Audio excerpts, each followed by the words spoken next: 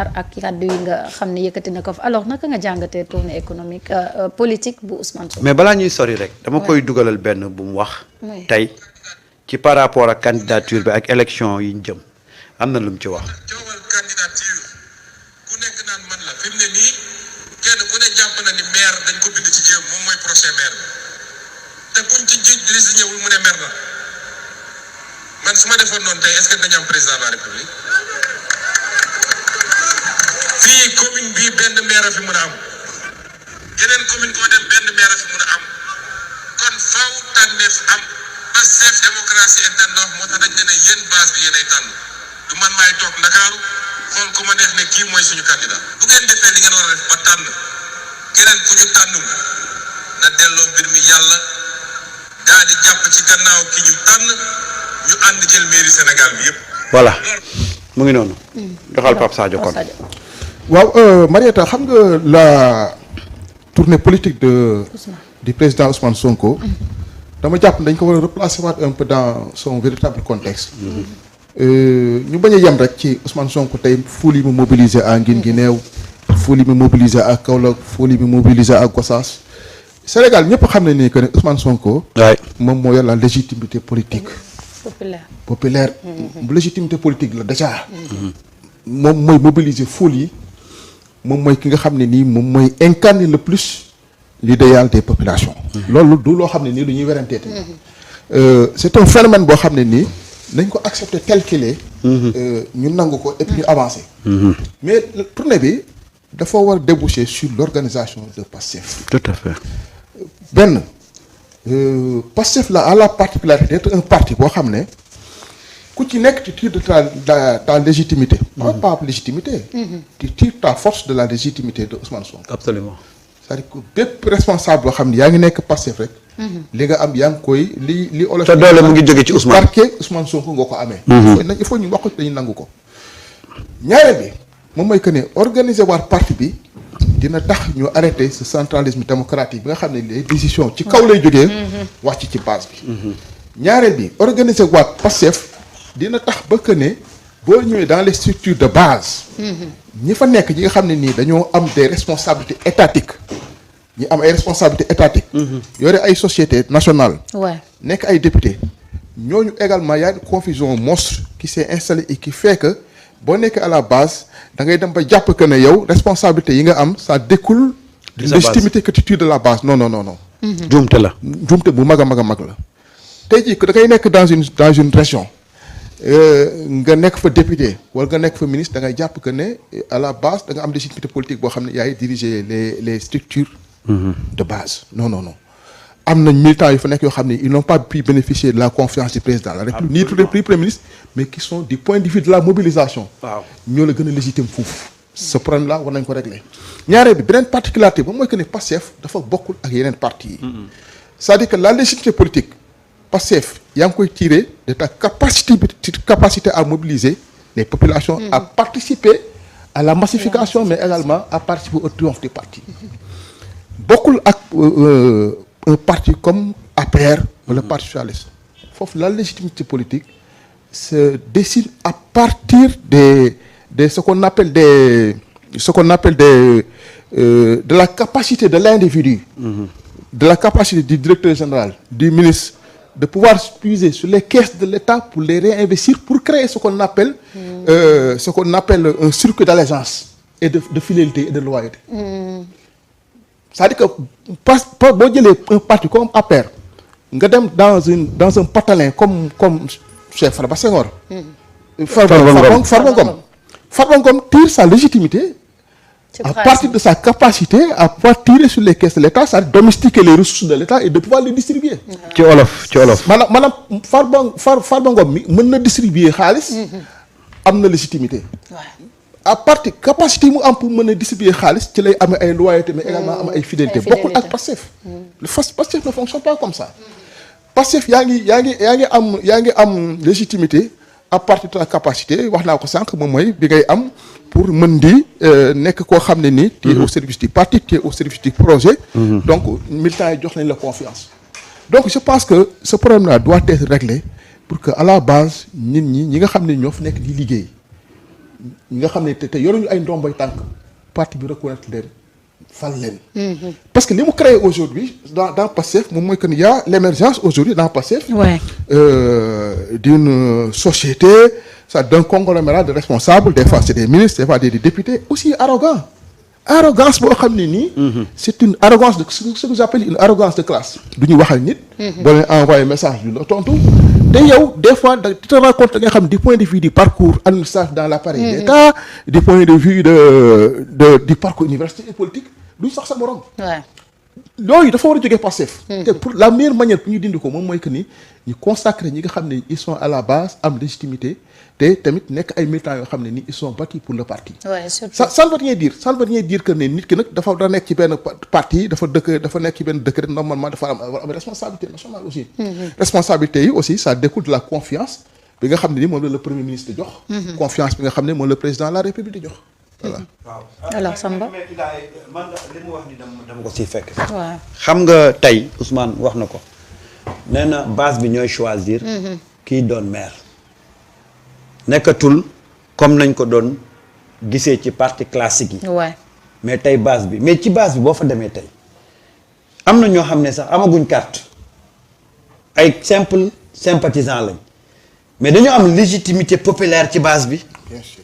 ndax investissement bu ñu def taxawaay bu ñu def ci base bi ba ñu dem ba nga xam ne dañu am benn légitimité populaire est-ce que kooku dañ koy jël teg ko ne la ci périphérie bi jël ki nga xam ne am na tur rek ñu ngi koy faral di gis ci télé bi parce que choix yooyu boo ko defee mooy indi ka ñuy fal ca base ba mais du am légitimité bi war tey boo demee ci base yu bari tey ci yenn parti yi am na fa ñoo xam ne fal nañ leen ma amuñu légitimité bi ci war wala nga xam ne légitimité bi ñu am ci xaalis bi génnee ci seen poste ñu koy joxe am na fi ñu bëri ñoo xam dañ leen jagle les bases mais base ba ñu am du gëm-gëm bu ñu am ci seen li ñuy doxalee mais ci seen poste moo tax ñu gëm leen parce que ñoom loolu la ñu rapport boobu la ñu am ak le militant mooy joxe bés boo noppee joxe wala nga perdre portefeuille bi taxoon ngay joxe dootoo amati base mais Pastef nag demewul noonu parce que dafa am koo xam ne moom la gars yi gëm li tax ñu gëm ko mooy son démarche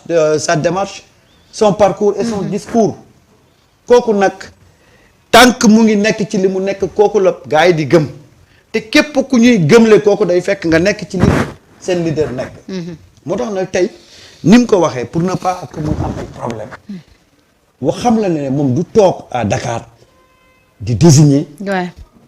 ay maire nee na base bi ñoom ñooy toog décider xool par ban mécanisme la ñuy jaar ba choisir ki leen war a représenter et je pense que si la base décide ki ñuy tabb bu gañee ba nekk maire foofu kooku pour mu gérer du am problème parce que base bi moo ko décidé Ouais. base bi moo ko décidé boo buy liggéey dafay ànd ak base bi et je pense que loolu règle bi gën a démocratique mais loolu ci tànneef bi mooy loolu la et à partir de là Ousmane coupé na court ñi nga xam ne jógoon nañ di désigner seen bopp comme futur candidat waaw am na ñu commencé woon. waaw loolu de. alors que yow waxtaanook base bi concerté wook base bi yow jàpp nga ne daal yow comme yaay leader fii normalement man maa fi war a nekk le maire et loolu buñ ko bàyyee mu continuer noonu ça va créer des problèmes tey bu ñu demee ci benn localité boo xam ne y a plusieurs responsables comment ça va se passer kii xëcc fii kii xëcc fii kii xëcc fii après nan lay demee te dafa am yoo xam ne xaaruñ ci Pastef Pastef dañu xaar ci moom la politique autrement am na pratique yoo xam ne bu ko gars yi gisee rek dañuy am déception moo tax nag une fois encore Ousmane a bien fait profito ci li nga xam ne moom mooy tournée bi mu aborder cette question là de beneen bi Pape Sadio wax c'est important parti bi dañ ko war a organiser waat parti bi dañ man bokk naa ci ñi nga xam ne booy déglu sama émission yàgg naa wax ne gars yi dañoo ñëw pouvoir bi jël parti bi sànni ko fële Ouais. dañoo sànni parti bi fële gis nga budul woon cette petite crise entre guillemets bi ñuy wax entre Ousmane et son frère Diomaye budul woon loolu parti bi day continuer di nelaw alors que nag parti boo yegsee ci pouvoir mais ci nga war a gën a activer parce que man damay wax ne parti dafa bokk ci liy faciliter communication régime bi xam nga régime bi souvent ñoom seen communication dafay nekk une communication institutionnelle mais parti bi moom mooy porter en général la communication politique. wàcce ko ba askan wi di mën a xam li état bi di def mais parti Pastef dafa ñëw ci pouvoir bi parti bi toog fële existé tul ba pare nag yenn leaders yi organiser benn injoignabilité déconnecté complètement ak base bi d'ailleurs yenn dérive verbale yi nga doon dégg parce que militant bi dafay am lu ko naqari du gis ku mu ko waxal du am tribune bu mu ko waxee mu taal live am wax ca lam cay wax bonjour les dégâts ñu xëcc leen ñii ñu jàpp tëj ñii ñu kii mais bu fekkoon ne parti bi mu ñëwee ci pouvoir bi dafa actif continuer di dox ay activités am di créer ay tribune yoo xam ne militants yi nañ fa mën a exprimer wu. kon dérive yi doon am yëpp ak frustration yi doon am yëpp parti bi dana ko mën a gérer mais malheureusement il a fallu que Ousmane ñëwaat pour waxaat ak gars yi pour que parti bi reprendre reprise yi parti bi nag il faut beaucoup d'organisation parce que lu bari dafa nelawoon lu bari yàqu woon ci diggante bi léegi nag loolu dañ koy defaraat et je pense que Ousmane ci loolu la nekk c'est vrai que y a ce côté populiste là dem na mobiliser xam nga Ousmane mobiliser mooy géej gi am na ndox. dëgg la de mooy Serigne Touba Mouride la. waaw Ousmane mobilisation am nekkatul information parce que fu mu dem mobiliser loolu yàlla moo ko may léegi nag li si des mooy tey lan mooy l'importance même bi war a am ci tournée bi. mooy defaraat parti bi defaraat les cellules fexewaat waxtaan ak les responsables ñu waajal li nga xam ne moom mooy les échéances. waajalaat li nga xam ne moom mooy sumb bi ñu nekk mais recadrer waat également les militants par rapport à ce projet là.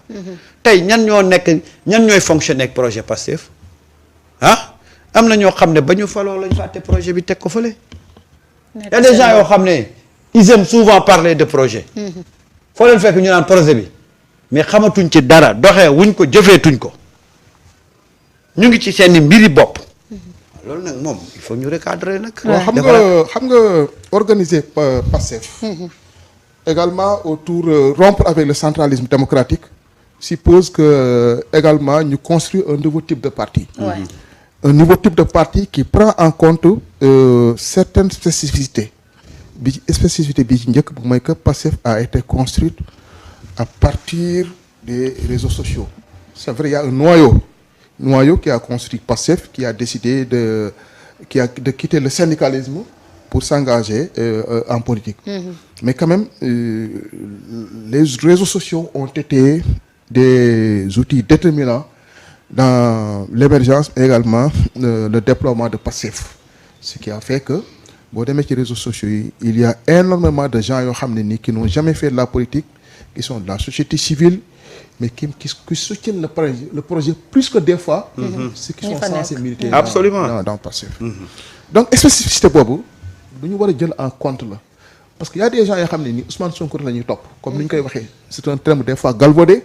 yow rek la ñuy topp mais en réalité Ousmane Sonko rek la ñuy topp en dehors de Ousmane Sonko jàpp nañ ne amul benn leader boo xam ni war nañ la mën a topp.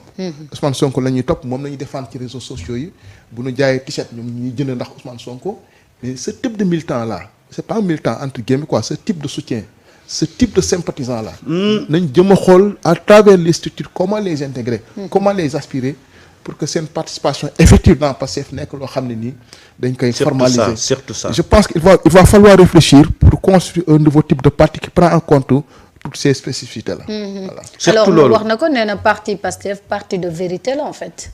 waaw parce que en réalité ñi nga xam ne dañ ci nekk di ci xeex ñu ci bëri. dañ nekk ci réseaux sociaux yi li leen boole ak parti bi moom mooy coloré. ñoom ñooy yëkkati seen xaalis di joxe bu ñuy cotiser ñoom ñooy cotiser ñoom ñooy jënd ticket ñoom ñooy mobiliser seen nit bu ñuy def meeting ñoom ñooy indi base ñoom ñooy def lépp donc ñooñu li leen boole y a une filiation y a une fibre militante moom moo leen boole ak le leader qui est Ousmane Sonko mais du xaalis moom moo leen boole du teranga moom moo leen boole dara colère moom moo leen boole. ñooñu il faut ñu jël leen en charge dans la construction d'un nouveau type de parti boo xam ne voilà. surtout ça surtout ça parce que nag dafa am ñu bari ñoo xam ne amuñu carte Pastef duñu ay militants Pastef mais bëgg bu ñu bëgg Ousmane ak li muy incarné la ñu ca dépensé les responsables authentiques de Pastef dépensé wuñ ko ci et quand je dis dépensé mooy en termes de mobilisation en termes de moyens fu Pastef xewle ñu dugal ci seen loxo ñooñu nag dañ leen ni xool nan la ñuy def ba intégrer leen dans Pastef parce que nag le problème de Pastef ce n'est plus une question de militant de première heure ou de 25e heure. nit ñëw na fi première heure ka ñëw 25e heure la mu def ci Pastef ki ñëw première heure defu ko fa. ensuite gis nga Samba Ndiaye. dafa am benn loo xam ne nii je pense que nit ñi war na ci defaat di xalaat quoi c'est-à-dire Ousmane Sonko a su préserver Pastef. waaw de la transhumance sauvage. c'est-à-dire que bi mu ñëwee dañoo décliner que ne ñun ku nekk na nga toog fa nga bokk. waaw ñun bëgguñu transhumance. ça ne veut pas dire que les gens n'ont pas transhumé. mais léegi dafa tax ñi nga xam ne dañoo nekkoon dans d'autres partis. ñi nga xam ni c'est la mobilité politique chez eux la transhumance c'est presque une religion chez eux ñu ci bëri dañoo toog fa ñu nekkoon. boo xoolee boo xoolee les grands mouvements politiques entre 2012 en 2000. et qui ont déstructuré des partis des formations politiques et historiques comme le PDS. comme le parti socialiste mais parti yooyu li leen déstructuré yàq leen moom mooy la transhumance. Ousmane Sonko a su très tôt freiner cette transhumance sauvage. donc des fois da ngay gis ni koo xam ne dafa nekkoon dans un parti amoon fa ay ndomboy tànk am alal am kii mais dafay am kersa ñëw Pastef parce que xam ne bu fi ñëw dafa am place. non seulement dafa am place mais nit ñi dafa am bët boo xam ne moom lañ koy xoolee. te dafa am militants yi également ils sont exigeants par rapport à la qualité. de qui parle à leur nom. waaw duñ ko nangu de. non les militants sont exigeants par rapport à ceux qui parlent en leur nom parce que boo toogee di wax ci turu Pastef te amoo légitimité bi nga am un passé politique boo xam ne nii passé politique bu doy waar la nit ñi duñ la mën a accepter. donc Pastef s'est préservé de cette forme de transhumance sauvage là donc pour nga organiser war parti bi dafay yomb bu fekkee ni des nañ ci bu fekkee ni certain nombre de valeurs des na fi comme ni ñu ko doon incarné bi ñu nekkee dans l'opposition bu fekkee ne valeur yi des na fi ba léegi gëwuma ni investisseurs yi pour les prochaines locales dina am problème. waaw parce que aussi tamit bu ñu luñ ci mënti wax tamit am na une sorte fibre patriotique boo xam ne moom la ñëpp di partagé am na fraternité boo xam ne nekk na fi bon valeur yi bu fekkee ne jógu fi comme ni ma ko waxee sànq rek bon je pense que dinañ mën a am des investisseurs apaisés quoi. voilà bu fekkee jógewu fi. waaw mais nag si investisseurs yi aussi ñu jëlaat en compte le fait que ni. les cumuls de postes jeex na fi. waaw loolu nekk ministre ba pare ñu lay investir ngay nekkaat maire. yooyu wala député maire. nga doon député maire.